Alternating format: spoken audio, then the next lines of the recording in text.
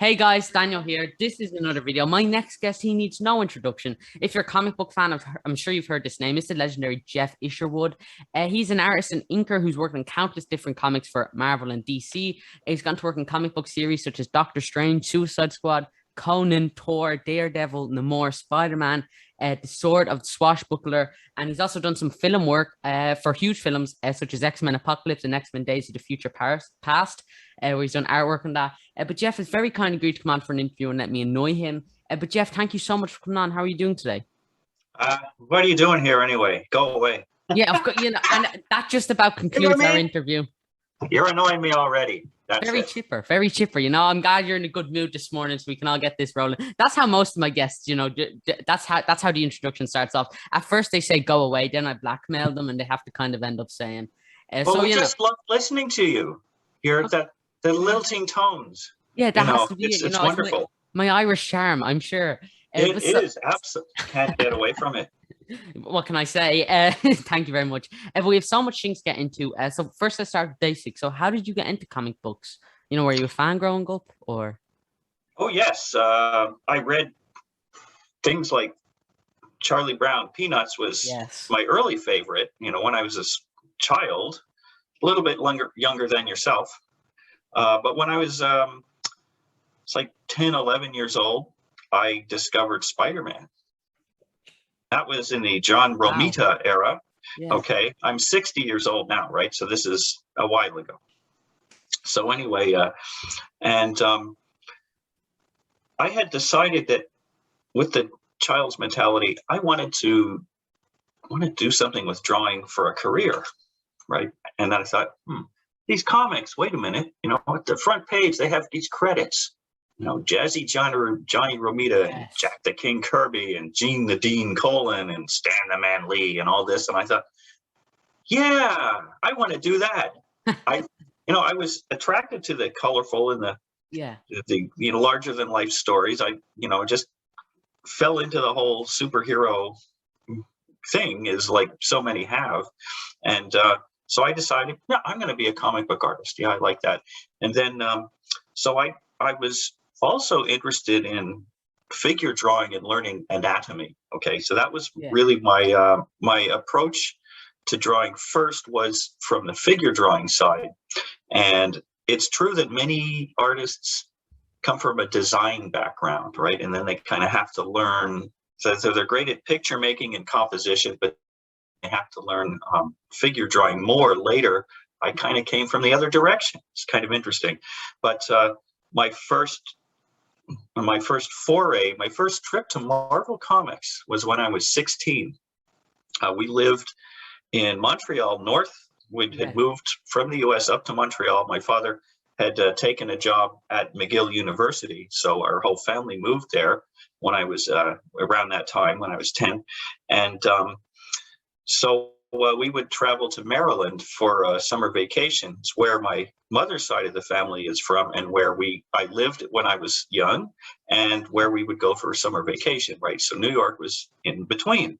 So I was 16 and I had a whole pile of drawings, and I said, I want to go visit Marvel. So what they said, so we had myself at that time, my sister was there, and my brother. They were much younger than me, they're kids, little kids. And also, I think we had like our 4 cats in the car. We drove in through the Lincoln Tunnel and got to 387 Park Avenue South, the famous building it was at the time. And I got out of the car and went up the elevator to the 10th floor. Meanwhile, they just kept driving around the block. I mean, there's nowhere to park, right? So I went up there and talked to the receptionist, and I said, I'm an artist. I've got some samples. Can I talk to somebody, And she says, sure, come with me. Come on in, So past the front reception area into where there's the bullpen, which is it's amazing to see the real place, all these drawing tables and all this sort of thing, and activity, and all these, there are editors all around. But I was taken to an office where I met Dave Cockrum, who is famous for the revised X-Men, bringing them back to life. He's no longer with us. And Marie Severin, who also passed away recently, I think. And she, of course, had drawn superhero stuff in the 60s and a lot of humor, which she was very famous for. So both of them were very nice. Of course, I was nowhere near ready to work professionally. However, they gave me some good advice. And they said, well, keep working at it, send us something next year or come back next year or something like that. So it wasn't until I was 18 that I went back again. And then every year I would go to the office, on a trip down there. I would go in and see them, and I really wasn't ready yet. My work was not ready, but I kept getting some, good advice here and there, and work on this with your figure drawing. That looks flat. Bring some angle out. Work on your composition. I can't tell what's happening in this panel. These figures look awkward. This kind of thing. Work on all that. So it wasn't until I was 21 and I had just graduated from university. So I got a fine art degree in Montreal at Concordia, which of course has an interesting story in and of itself. But I managed that, but they were not interested in my career goals. They said, no, you want to be a gallery painter. You want to do that. You don't want to slog your way through comics. It's a waste of your time and all this. I was too dead set on that future. So I did go and back in 21, when I was 21, I did get two stories. I got a one for Bizarre Adventures at Marvel, a short horror story. And then also for DC, they had a short-lived comic called New Talent Showcase. And so I did a pencil story for them. And then later they did not have an inker, so I inked it.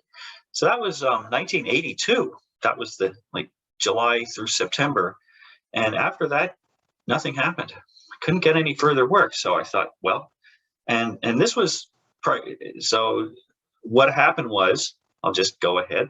The next spring, I had a part-time job at the time working, well, it became full-time when I graduated. It was working for a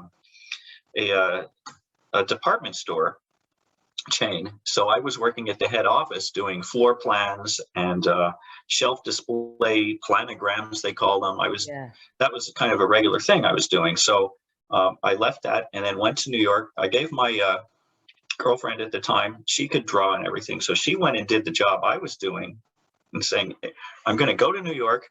I do have relatives. I have an aunt that lives on Long Island. So I went and stayed at her house for a couple of months.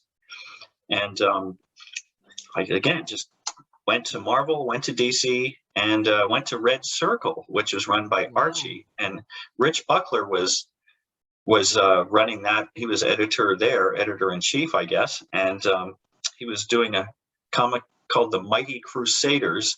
And I remember him handing me pages which were half penciled. And he said, I need some help with this. And the superheroes were on an aircraft carrier. That's about all I remember of it.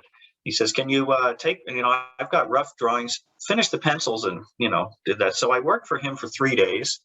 And then I got a call from Ralph Macchio at Marvel saying, Geoff, I got a Daredevil fill-in I need done. Can you do that? I said, yeah, I'll be right over. So Daredevil was your first Marvel work? Yeah, it was new. It was Bizarre Adventures was a short story, but then for a full-length comic, Daredevil 203 was my first story. Wow.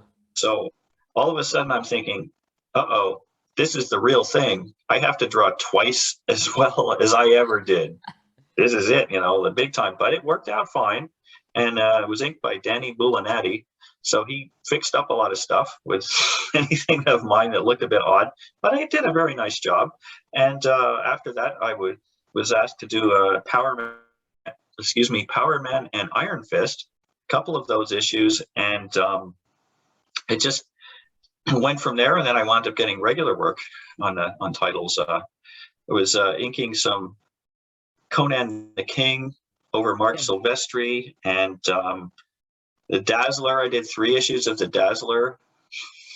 Can you draw the Dazzler? Well, okay. I mean, they were asking me. I wasn't even, I went there looking for work, but I didn't know what I was going to get. I mean, and then I would have a regular series, and then on top of that, because I could meet my deadlines and what have you, I'd get calls for one-off things. Can you ink this annual? Can you pencil that or whatever? So that went on. So it was not. It's funny these days. Everybody says you got to do networking. You got to get to know somebody and know people, and they'll get you in the door. I didn't know anybody. Nobody knew me. I walked in the door. It was on the basis of, this is how I draw. Yeah, we'll give you a shot. It was only that, and so it seems interesting that a lot of people will give you that first chance, but you have to make the most of it, because if you blow it, you probably will not get a second. So that's so it has to be good, and it has to be on time. So those are the two main things. And then but at the same time, the comics industry is funny because it's cyclical, right? Yeah. It goes up and down, and so you'll be working steadily for a long time, and all of a sudden, poof, it all disappears, which is why I had to shift gears. So go ahead. I've been yakking plenty. No, that's why we're here. We're here to listen to you yak. What question have you got next? Then how did Doctor Strange come from that? Like, because did you work at Marvel for a while and then they offered you to work on Doctor Strange a bit, or how did that even come about? Yeah, it's it was from an editorial office. So I was working for Larry Hama, and Mike Rockwitz, I believe at the time, was his assistant, and Mike became a full editor. So I was getting work from Mike, and so he was handling Doctor Strange. And I had done some of the Tales of Vishanti, little 5-page stories in the back of some of the earlier issues from Doctor Strange that, I would say a couple of years before, and a year or two, 1 to 2 years earlier.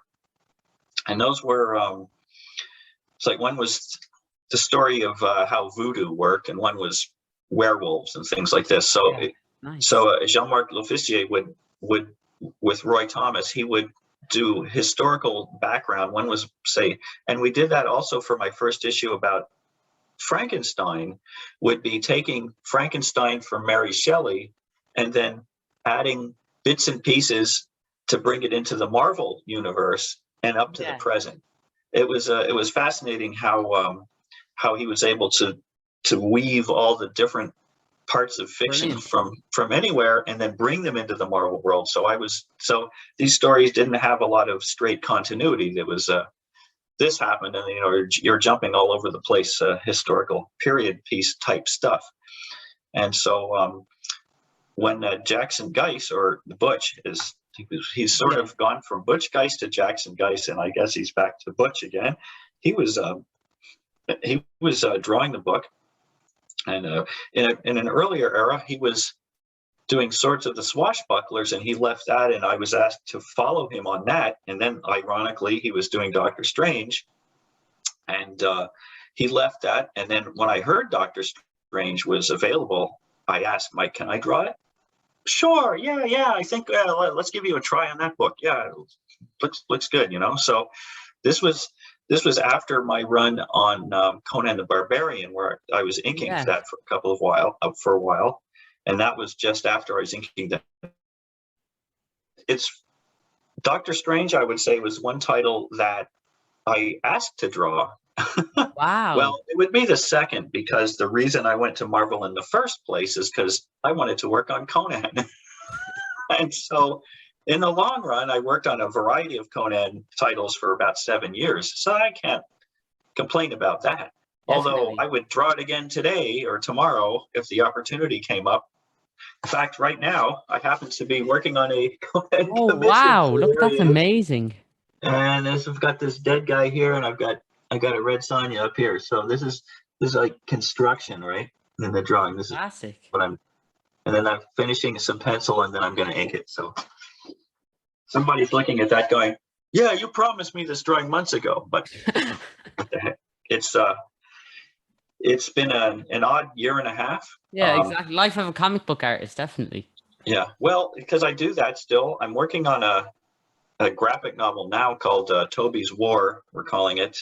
Wow. It's kind of fun. It's also the writer lives here in Ottawa. Keith Davidson is his name, and it was a couple of years ago. He approached me at the Ottawa Comic Con. So I'm in Ottawa in Ontario, capital of Canada. Parliament buildings and all that. So so I read through this, and it was a fun story where we have a boy who's 12. Just I should probably take you as a model. I can use your face now. Of course, that's what I need. Yeah, I'll have to get those sweet royalty checks anyway, and I'll be sending it out. Like I said, you have to make the bag. You have to make the cash out of it. Yeah, absolutely. Yeah. So anyway, the boy, it's World War II. So he, at the time, and I think this must be something in Keith's past, he was sent out to the countryside. The boy was sent during the Blitz, as happened with thousands of children in London at the time. They wanted them away from all the German bombing, right? So, and as he puts it, thousands of children were sent to the countryside to stay with relatives who did not want them. Wow.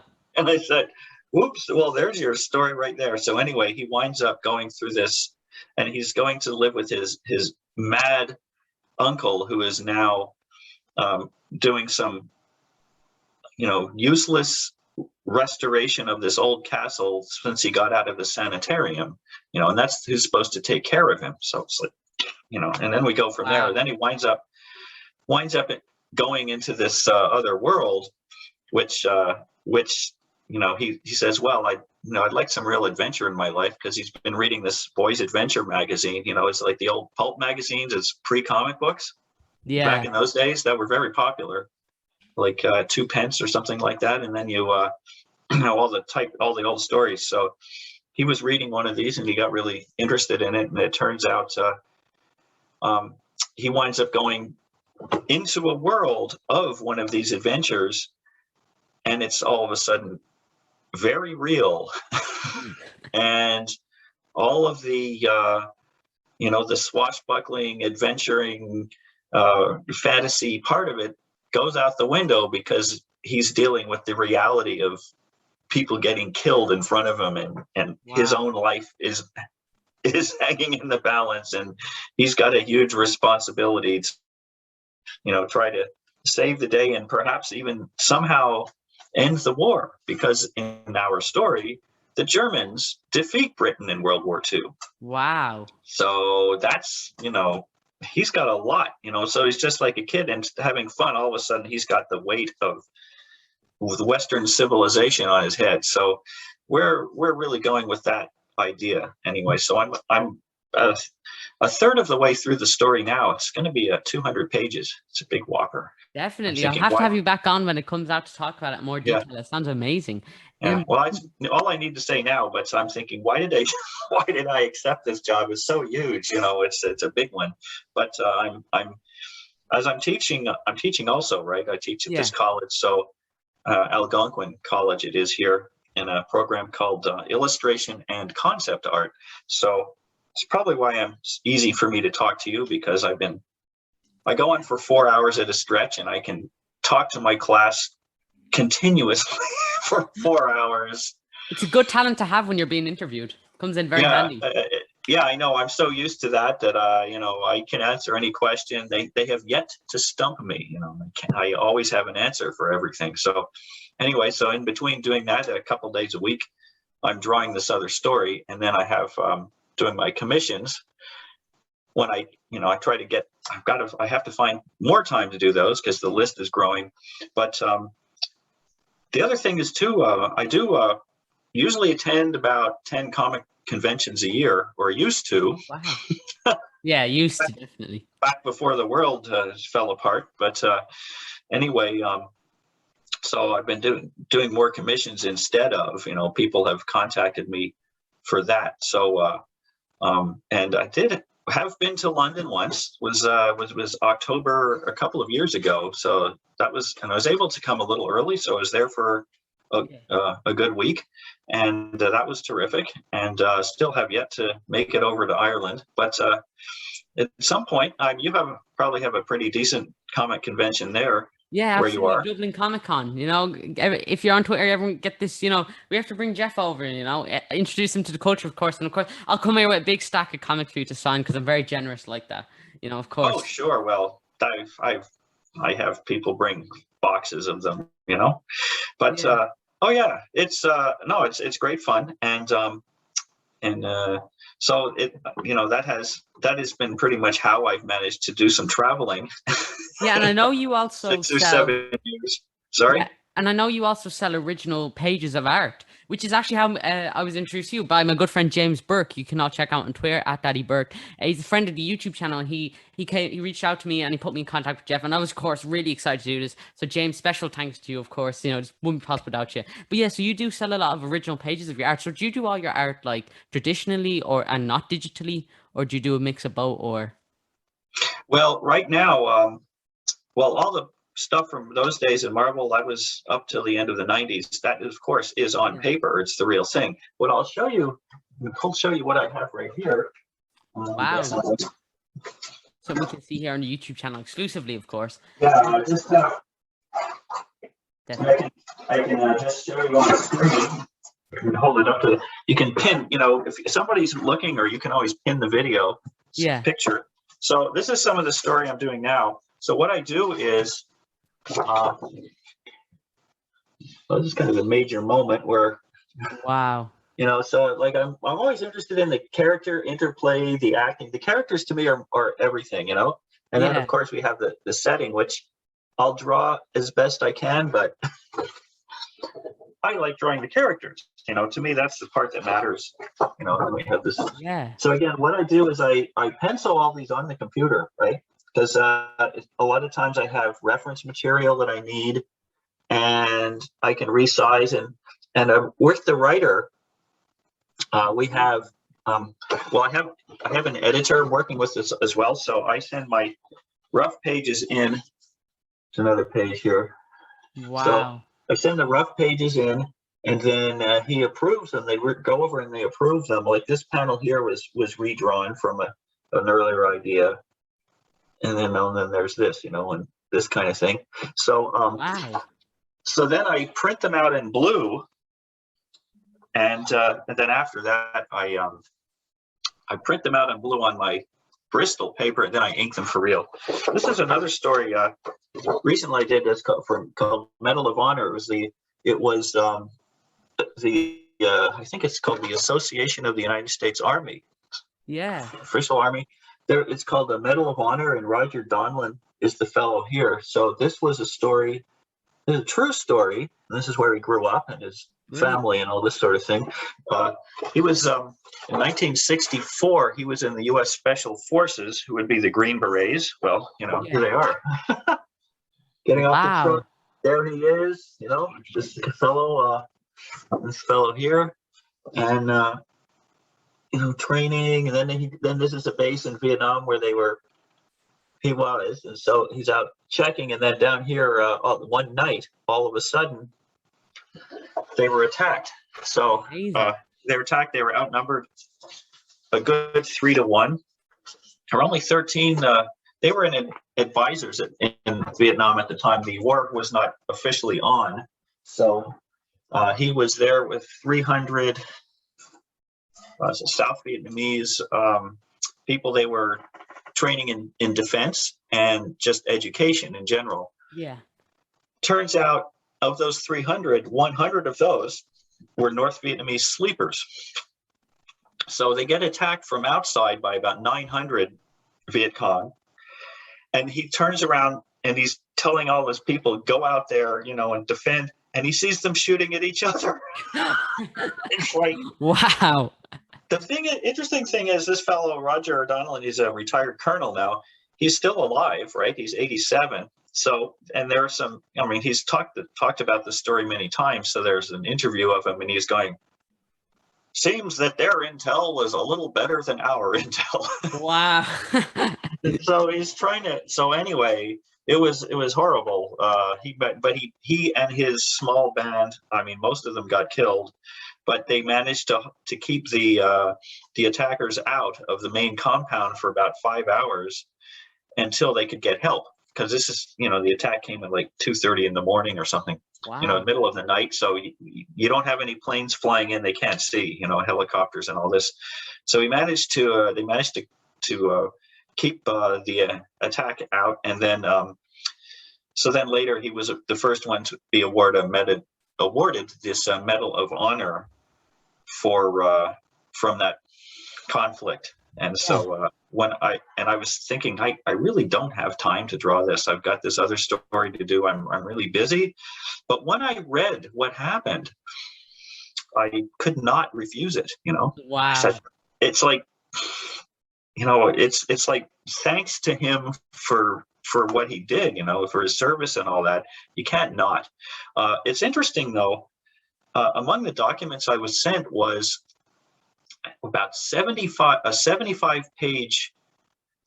There was a PDF of all the documents for the recommendation for him to get the Medal of Honor, and this was all done back in the 60s, and it was all, typed out on carbon paper, and all this, and they were, at the top it's United States Army, and that says that these are all these official records, and some parts of bits and pieces are redacted and all this. It's like, it was fascinating to see internal documents from the Army on the subject, witness statements from those who survived and all that. So quite educational, really. It's again quite a history lesson.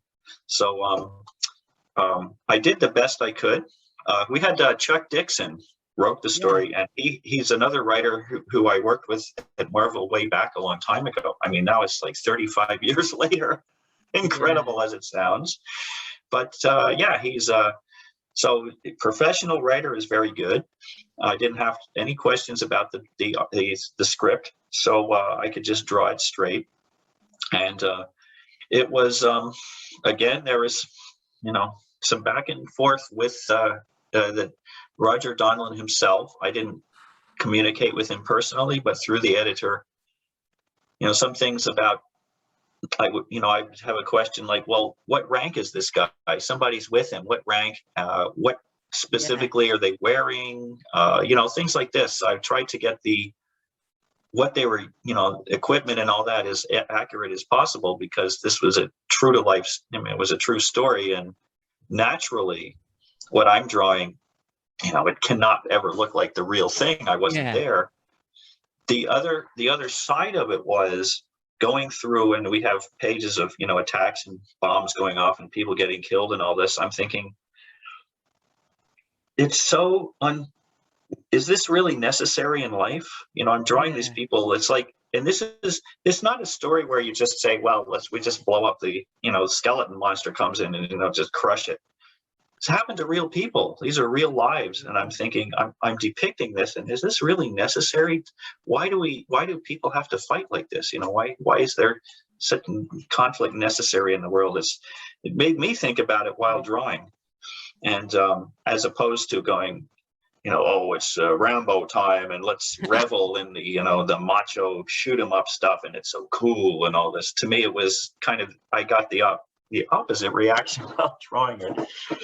Wow. So yeah, definitely. And I think you can definitely see that there. But so your new project, we'll have to talk about that more later in the future, but let me take you back a bit. So we just touched on Doctor Strange. You're also very much known for your work on that. What was it like getting to work on that series? Well, it was for me, working on this title always meant trying to keep up the feel traditionally, if I can put it that way, of how the title, years ago when I was younger. And so I always tried to keep that same kind of feel. A lot of artists will throw it all away and want to reinvent the thing and make it entirely new and different and their own thing. I was always about, I'll bring my sensibility to it, but I want everybody to enjoy these comics the same way they used to enjoy it, 3, 5, 10 years ago. So it was like that as well. So of course, my favorites, there were the Gene Colan stories, and the Frank Brunner ones were my favorites. And Paul Smith did excellent work too. And then of course, very recently were were the Butch Geis issues. So I stuck with Butch's design for some of his design ideas, and Roy would give me Roy Thomas wrote a lot of the stories, and it was great working with him because he just he has a great feel for dramatic structure and story and character. He knows so much history about Marvel characters. It was very easy to draw his stories, and of course we got plots, right? Yeah, it was the Marvel method of a plot, which is how I learned from Marvel. I learned at Marvel. I learned how to draw from a plot, and the theory is, if the artist should understand better how to tell a story visually, how to pace it panel by panel, page by page, and not have to make the writer do that if the writer doesn't have that same visual sensibility. Anyway, that's how it was explained to me. And then the writer would get the story back and write dialogue. One drawback to this is some comics, you'll notice a lot of the characters they have kind of the same expression all the time, or they don't have a lot of expression because the artist wouldn't really know how they were supposed to be acting. It wasn't described in the script. It was written like a synopsis. It was very short, right? Whereas to me, I would read it and the entire scene would play like a movie in my mind, and then I would put the characters and I'd have them acting. It's like all the expressions is coming to me, and then when the writer got it, the expressions were there, and it was be easier for them to write dialogue. So I just that kind of mentality is always in my mind. Plus, using hand gestures a lot. If you have a character talking like this, but if you have a character, using the hands.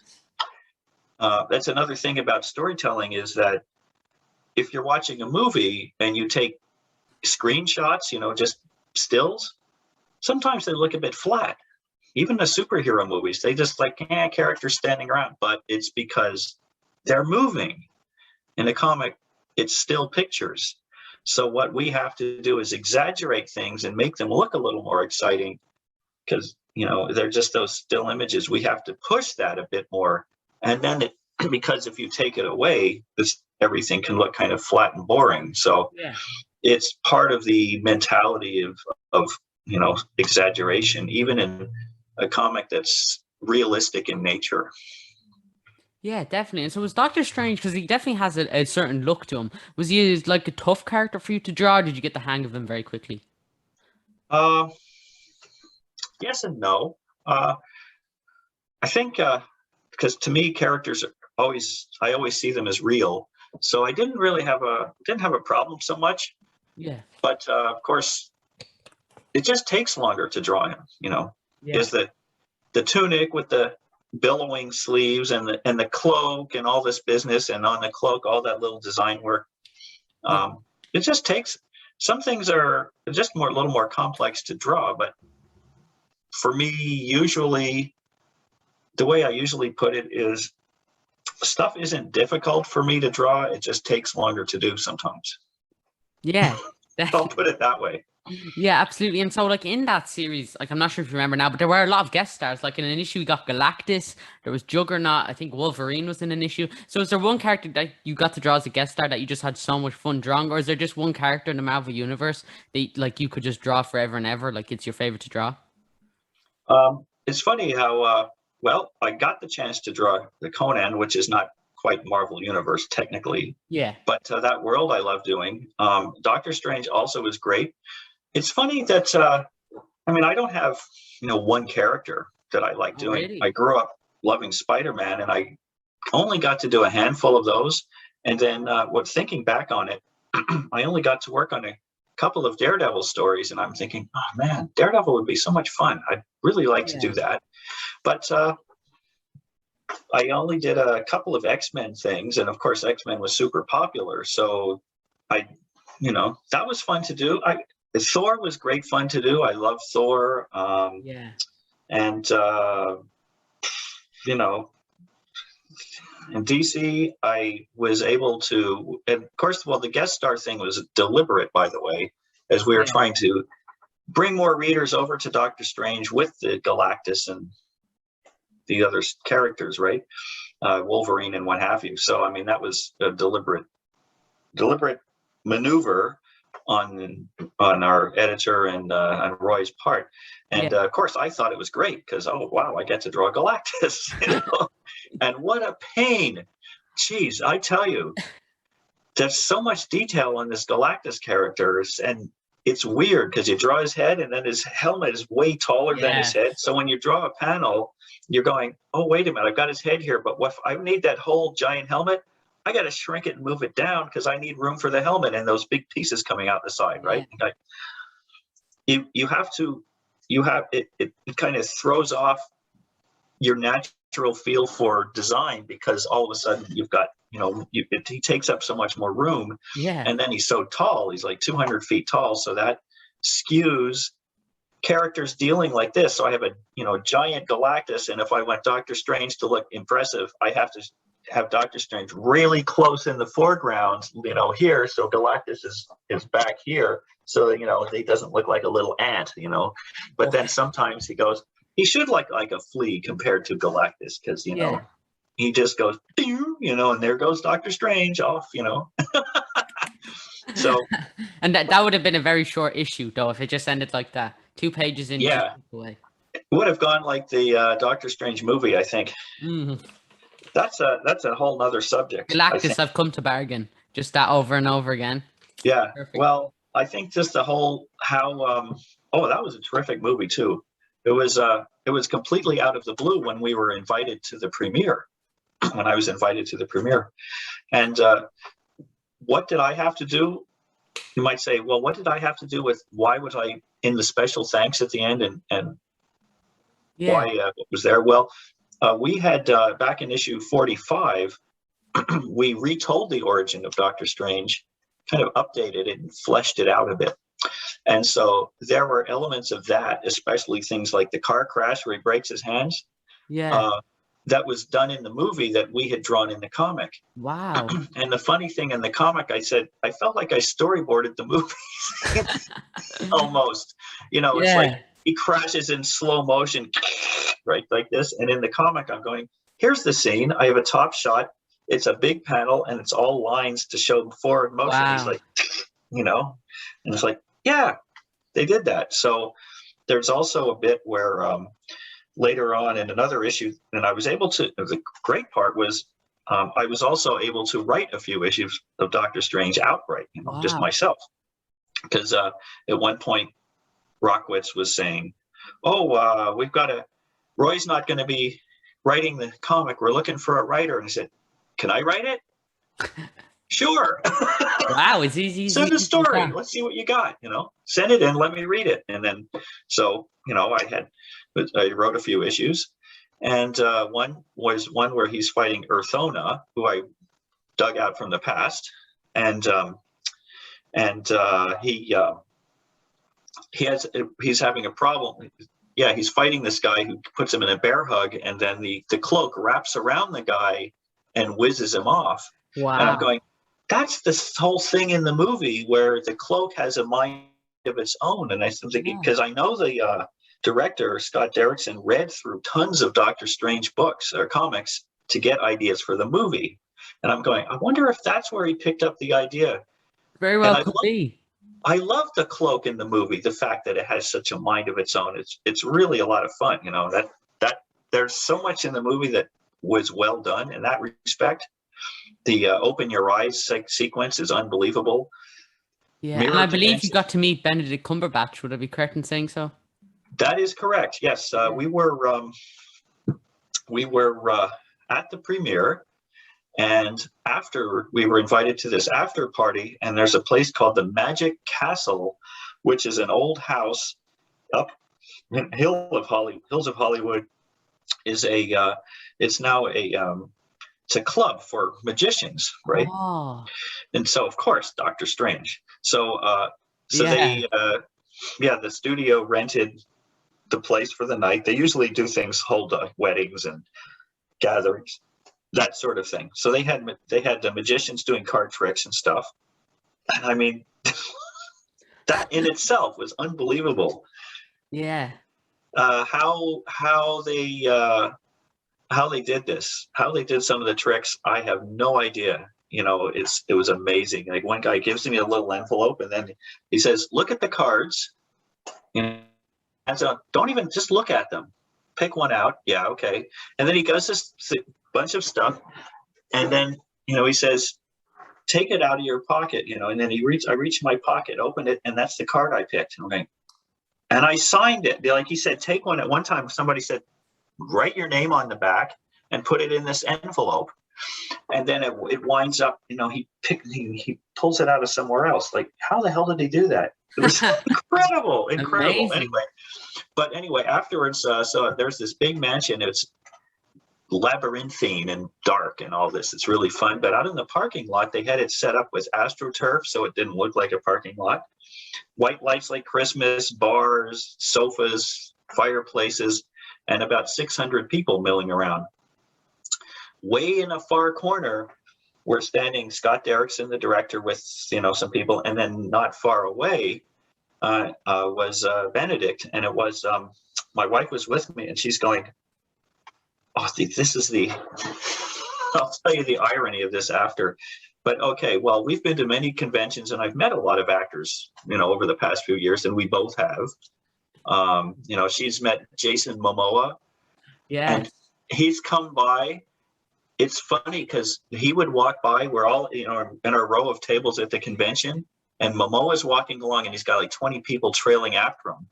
And he stopped, and he comes to them, and he just leans over and looks. He's very tall, right? And he looks over and the stuff, and my wife's just sitting there going, "Oh wow!" And every woman is just, they're almost ready to faint in the presence of this fellow, and we're sort of going, "Yeah, he's really cool too." Even the guys are going, "This guy's cool." So, and she's going, "He smells so good." So anyway, but then we're going to this thing, and they're going, "Oh, actors, these people, not a big deal." So anyway, we get to see him, and well, no, she's saying, "Where's Benedict? I know you wanted to say hello to him and all this." And I say, "Oh, there he is. He wasn't about 20 feet away with his wife, and they were on a sofa, and somebody just brought him a plate of food for his supper." It was about 10:30 at night, and he had been doing interviews on Jimmy Fallon, and he hadn't eaten anything since breakfast, I don't think. He'd just been go, go, go all day, right? And so, and he had somebody, just talking to him, and he was about to sit down, and she says, "Well, he's got some food. You think we should sell him? Do you think we should say something?" And I said, "It's now or never." Yeah. Let's go. So we walked right over, and I said, "Hi, I'm Geoff Isherwood. I'm one of the artists from the comment." He goes, "Oh, it's wonderful to meet you. It's awesome. Wow. It's awesome to meet you. Oh, this is fantastic. Yes, it's great. I love your drawing." He said, How was I? And I said, "Oh, we loved the movie. It was fantastic. It was great. It was like, you were perfect for the role." And he goes, "Oh, so good to hear. I really don't know. I really wasn't sure." So, and then Amanda's going, "He's going all fanboy over Geoff and his art. It's supposed to be the other way around." Anyway, we got the picture, and I use it on my Facebook page. And so I said, "Well, we're Doctor Strange, so we're standing next to each other." And I went like this, the Doctor Strange hand. Yes. And he saw me, and he went, oh yeah, and he put his hand up too, Fantastic. So that's the picture. I've kept. So we're both smiling at the camera and all that. So but and he says, "Do you want to get in the picture with us?" And she goes, No, I just want you two in the picture. I'll take the picture. And then afterwards, now, of course, remember, she's claiming to be so jaded. He comes over and he goes, and he puts his hand around, saying, "It was so lovely to meet you." Yeah. And we're walking away, and she's going, "I'll never wash my arm again." Oh, yeah. Brilliant. Oh, yeah. The jaded one, the one who's so fed up with all these big shots. "I'll never wash my arm again." Yeah. So of course, you just brought up there the film. So while watching the film, it felt like you storyboarded some of it. So speaking of storyboard, you also got to work on some of the X-Men films. So as a comic book artist, how did that even come about? How did you make that transition? Okay, well, that was another another thing, the last thing I did at Marvel, I was working on some of the short Conan stories, and Marvel had dropped the license to let it go. So I don't know if it was sales. There were rumors of some threatened lawsuit from Frank Frazetta because somebody had drawn a character that looked too much like the Death Dealer. Death Dealer, in case you're not, he's my phone cover, the Death Dealer. It's my phone cover. It's old too. It's all beat up. I've had it for about 8 years. Anyway, who knows what the deal was, but they dropped it. As you know, Dark Horse picked it up later. They eventually let it go, and Marvel has it now. But anyway, so that was the last thing I was doing at Marvel, and the industry had shrunk so much. I couldn't get any other work. Yeah. So I had to think fast. And in Montreal, where I was living, the film industry was picking up. Wow. So I'd heard that Battlefield Earth, the John Travolta extravaganza, some of you may know considered one of the worst films of all time, was being planned. Was in pre-production. So it took me a while. It took me a few days going through the film commission, this, that, and the other, trying to find out where the production office was, where I could go to get an interview or something. And I finally did. It was good timing because the production designer was Patrick Tatopoulos. Now, he had come off the revised version of Godzilla, and he'd also designed Independence Day, for example, which was very popular. So he was a hot commodity at the time in production design. So he was conducting interviews across 2 days to help him out on this film because he was designing everything, all the costumes and the sets, the set decorations, this, that, and he had too much to deal with on his own. And he is also an artist, right? Many production designers don't really draw, but he does. He was swamped. So he was looking for somebody to help him. And he had 6 people to interview, and then they heard about me, and so I got tacked on to the end of the list. So we talked to these 6, and some of them I know. I know from one of them I went to university with, of all things. Wow. So anyway, when he came time to me, he says, I said, I've never really worked in movies, but I've done all these comics. And he goes, oh, you comic people can draw anything. This is great. Fantastic. You're hired. So just on the basis of my comics work, again. Amazing.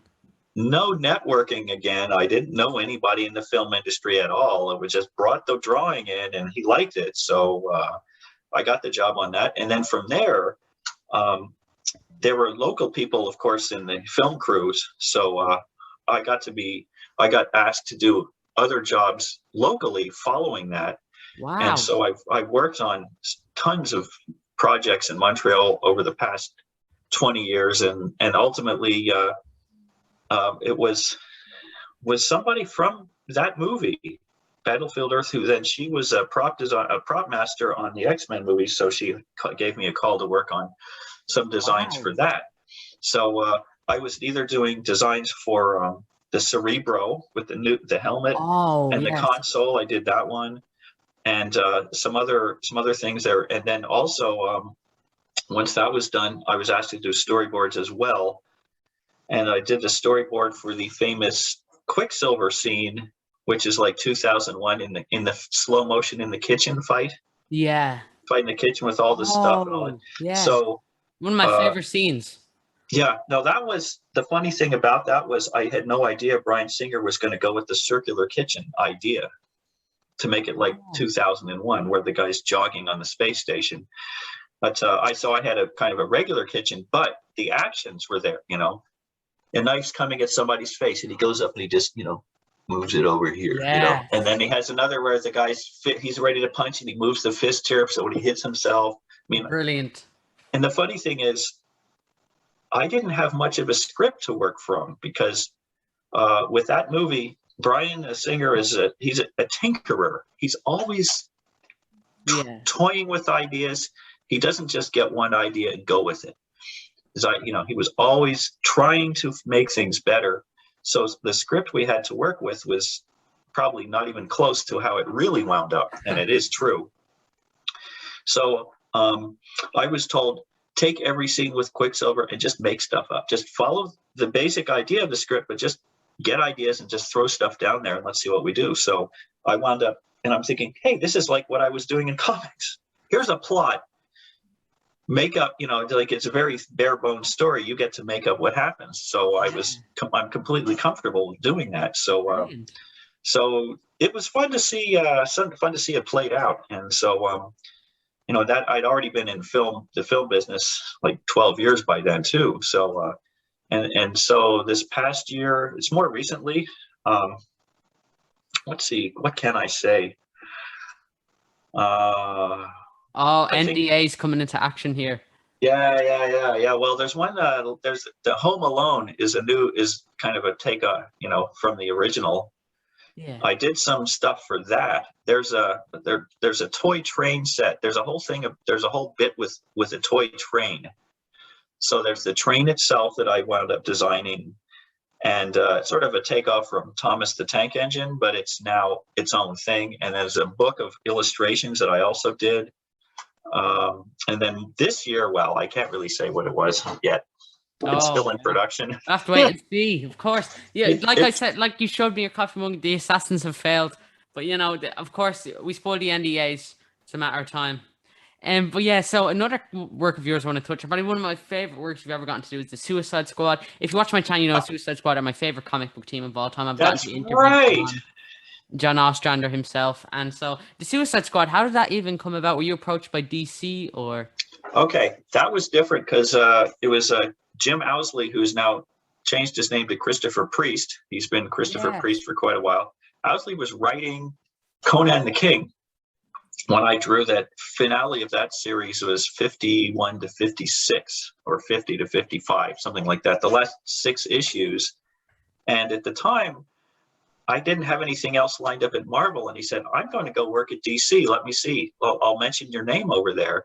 So turns out that the John K. Snyder III was finishing a run on the Squad, and so they needed a new artist on that book, and I was asked to work on that.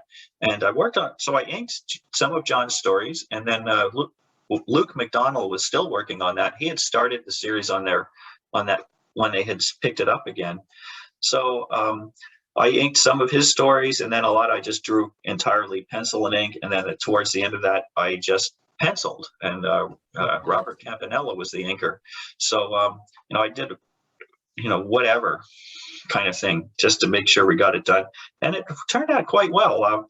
It was John and his late wife Kim had written the stories, and I've kept in touch with John here and there. I've seen him at conventions over the years, and we keep saying, boy, I wish they'd let us do another series of that, because it worked out really well. His and that the difference there, that was full script. Okay, so yeah, for me, I really was happy to have a full script because there were so many characters.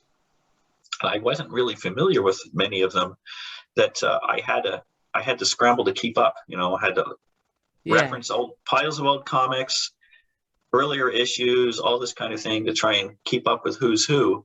Of course, especially concerning the Suicide Squad, where there's like a new member every week, and it's like with some backstory who only appeared in one issue, yet they'll have a 6-issue miniseries. But yeah, I can definitely see that there. Yeah, exactly. So again, I had to kind of integrate all that in pretty quickly so that I can treat them all as, again, individual characters. And the fun part about that was when we had Batman as a guest star for a few issues, and then later Superman and Aquaman. So it was my one chance professionally to draw those characters, which was terrific fun as well. So that was and again, it was a great run. And then the book got canceled, So, and it was, and now what happens is I'm thinking I was around before Harley Quinn ever came along. Yeah, absolutely. So if I had been around for Harley Quinn, it probably would have been super popular. But anyway, definitely. But it's funny, after the fact, like you're saying, so many people have told me that was their favorite run on the series. But at the time, it was, pre-social media, we got almost no feedback. This is just an interesting thing. I don't know if anybody else has mentioned this to you in interviews, but we figured we kept the job, we got paid, the editor wasn't complaining to us, and we might see 1 or 2 letters to the editor that was printed about stuff that was, 4 months ago. And they go, oh, we like the comic or something. That's all the feedback we ever got. Wow. There was nothing, none of this today. It's astronomical, right? Definitely. So, we lived in that little bubble, and that was the world of creating comics. Yeah, definitely. And so was there a bit more freedom working on the Suicide Squad? Because these are kind of lesser known characters. But when it comes to someone like Doctor Strange, you have everyone knows what Doctor Strange looks like. But when you have some character like Condiment King, no one's going to say, no, Condiment King doesn't look like this. We all know what he looks like. So did you feel a bit more freedom working on the Suicide Squad, or was it the same as some of your other books? Characters were always established, and I rarely changed costumes and stuff. If costumes had been updated more recently, like with what McDonald had drawn, I pretty much stuck with that. I didn't have. It's a funny thing. You don't have a lot of time to mess around with stuff like that. It's not like a movie. You look at Iron Man, and you look at the complexity, the 3D, with all this stuff going on. You can't draw all that. You look at his rib cage, and there's all the it's insane, right? But you take somebody who's a 3D computer designer, and they've got a month, and they can play around with stuff like this because it'll just make a 3D model, and then they can move it and shape it in any which way they want, right? Yeah. Can't do that in a comic. A comic, we get a new character, and if you have an established look, good. If it's a brand new character, you've got like 15 minutes to make up what the character looks like, and you just draw it straight into the story. Page 5, panel 3, we're introducing, the Assassinator. So, okay, what's the Assassinator? Okay, let's see. He's got this gun, and he's got that. Oh no, he shoots. He's got this little bow and arrow thing, and he shoots these darts. And and he's got a mask or something. It's like you just make up something and you stick it in the story and you keep going. Just walk. You don't have. I mean, I never had time like that. You just go with it, right? So you have to think fast. And usually, you're penciling, so you might over the course of a few pages, you might see how you could do it a little differently. You can go back and you can tweak it a little bit, but you don't have that kind of time. In fact, even the story I'm doing now, what I've done is I didn't come up with solid design ideas for the characters first. I thought, what I'm going to do this time is I'm going to start drawing the story, and after I've drawn the characters on a number of pages, I'll spend more time working with them. Their look is just going to kind of come to me a bit more, and then I'll settle into it. And but even so, I wind up kind of thinking of something and just going with it. Definitely, absolutely. And so, like I said, getting to work on something. And I know you also did quite a few covers for the Suicide Squad, and that's always kind of fascinating. Covers, so like the editors send you and say, okay, for this cover we want Dr. Light holding up and then light shining everywhere. They just say, do a cover, do whatever you want. How do covers work? Yeah, it would be, can I draw the cover? Sure, send me a sketch or send me an idea. But of course, this is before email, right? Yeah. So I would be looking at the story, and to me, I always wanted to pick something that was going on in the story so that it matched. So anybody would see the cover, and then later on they'll see it up, then it would go with the story, right? So and I would just come up with something that I would thought, these are the characters we're dealing with. If we have a guest star, feature that character. And there are certain things on the cover that you want to focus on, that you want people to see, especially in the old spinner rack. Title at the top, and like just below that, you want your main character's head, something like that. You want, design-wise, you want to feature that so that somebody picks up the comic. Oh, look, there's Spider-Man. He's not backwards down in the corner. He's right there, Wait. But then, he's Dr. Octopus. So he's like, ah. So part of the gag is also, if they're in the middle of a fight scene, it's a 50-50 battle. You can't tell who's going to win. you know, if Spider-Man's got Dr. Octopus all wrapped up in webs and it's like, ha ha, it's like, well, why do you have to read the story? You know how it ends already. Yeah. You know, so what? And, you know, so you make the hero look like he's really in trouble. And, you know, because he can't be winning too much because then it's too easy, right? Yeah. So, you know, it's just the mentality behind it. And I would just try to, this is a case where sometimes I get it right away. Sometimes I try 2 or 3 sketches, some ideas, trying to figure out what's going to look good, you know? Yeah.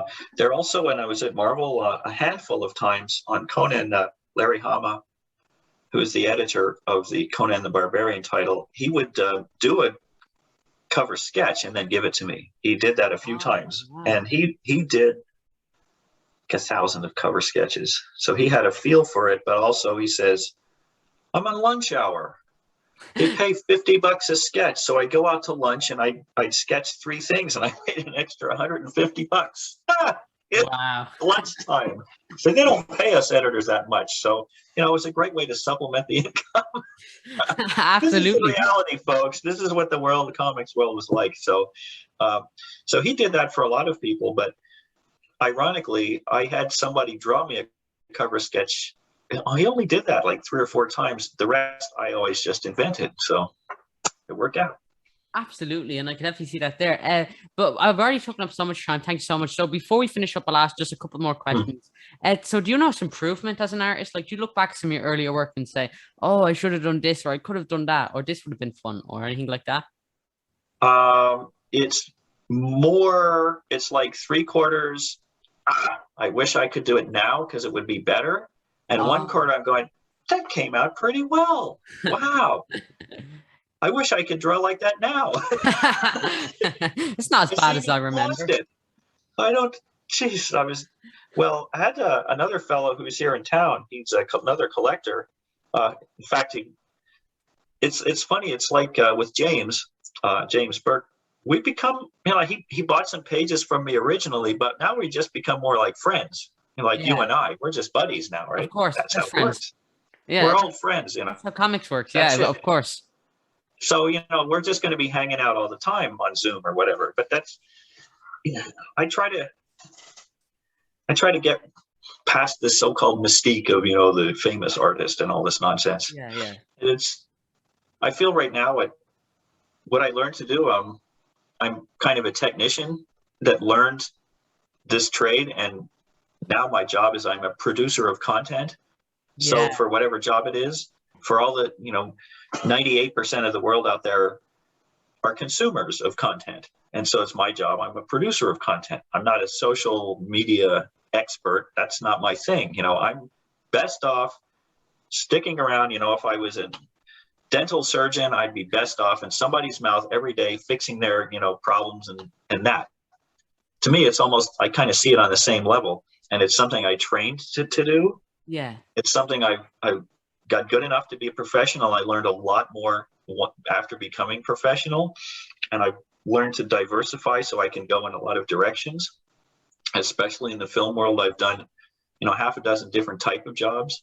So, and now I'm also teaching. So I'm trying to, in any of my students, all my students, I hope they all become fantastic. I hope they all do really well, because I think for mental health, especially, having a creative outlet is kind of necessary.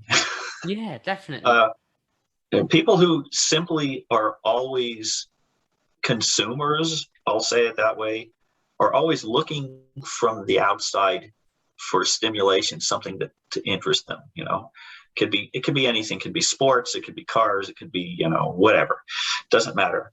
But or comics, or of course films and video games and all that. But at a certain point, you hit a saturation point. You said, I just had enough of this. People need something from inside, and it can be art, it can be writing, but it can also be things like, you know, gardening. It can be something like fixing up old cars, and then you keep. I've sat around at a coffee shop and with a bunch of guys at the other table, and they're talking about sourcing parts, to fix up their old cars. And it's like, it completely consumes them. I think it's great. It's a great, Yeah. you might call it a hobby or something, but it's something they can think about. And so how many times do you say, and how many times, okay, here's a question for you. How often do you get bored? Bored? In school all the time. Literally, there's never a moment I'm not bored, except for lunchtime. Then I'm not bored. Okay, there you go. So many people, I'm bored. Personally, I am never bored because I always have a story spinning. Now, I haven't told you about a story of my own that I'm working on. I'll deal with that later. And it goes back to Conan days. I had proposed something as a Conan story. Never happened. And then they dropped the series. So I've morphed it into my own character and developed it. That was just like way later. Brilliant.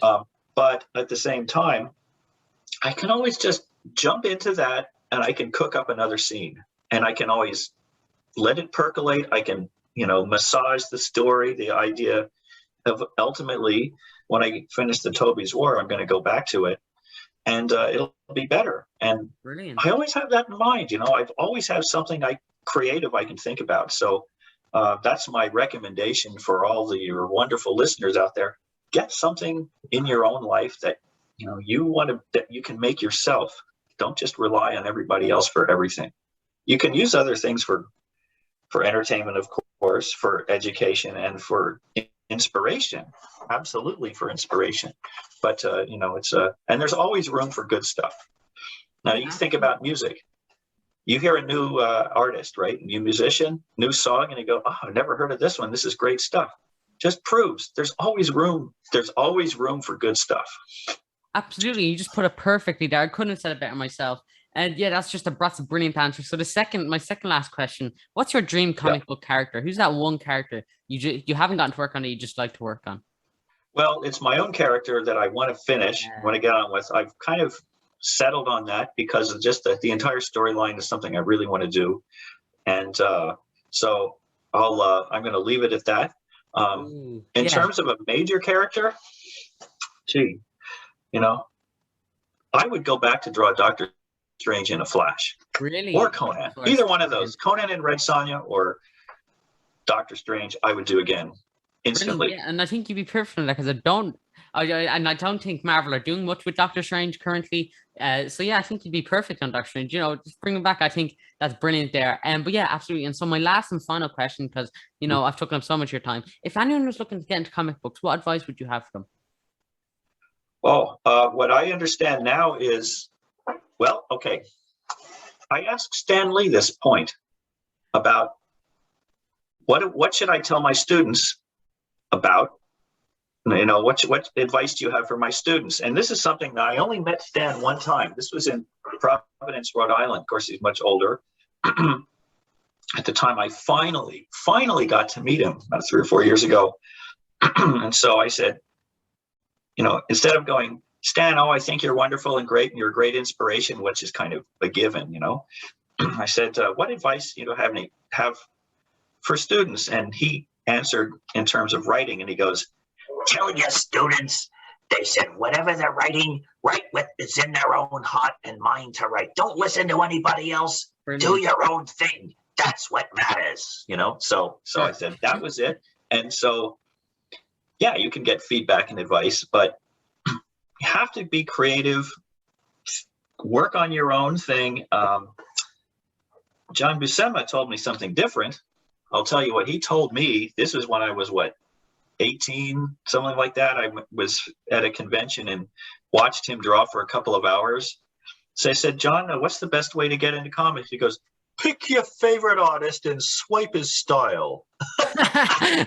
And I thought, no, I'm not going to do that. And then the older I got, the more I realized he was right.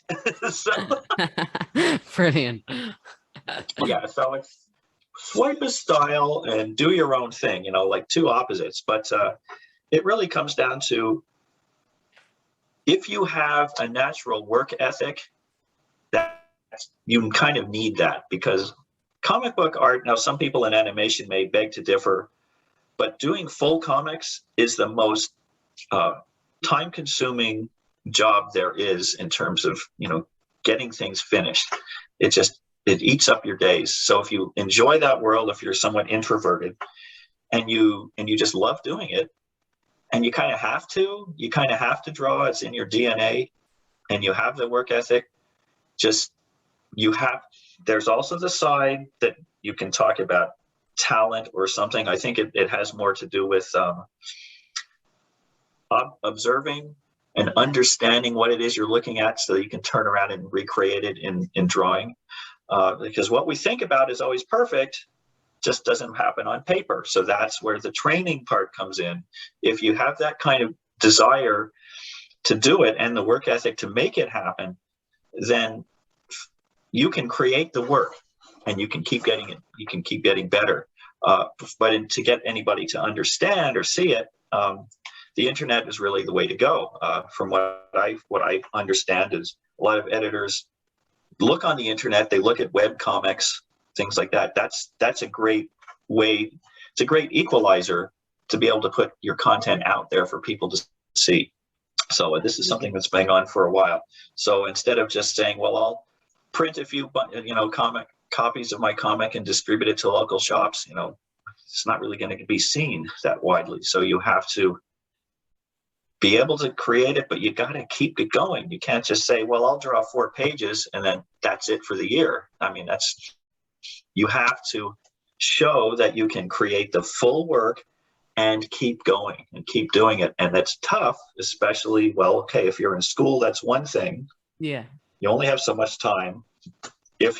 Once you finish school and you get a job, you probably have less time because you're busy making ends meet. Then you really have to push yourself to find and make time for yourself to do the work. And that's what's tough. It's funny that once you get started, in fact, it's easier to improve because it's what you're doing all the time. Yeah. My brother plays in a band and he says, we rehearse once a week and it's pretty good. He says, when we go tour, we're playing, every night. And he says, then we get really good. The band's really tight because we're playing all the time.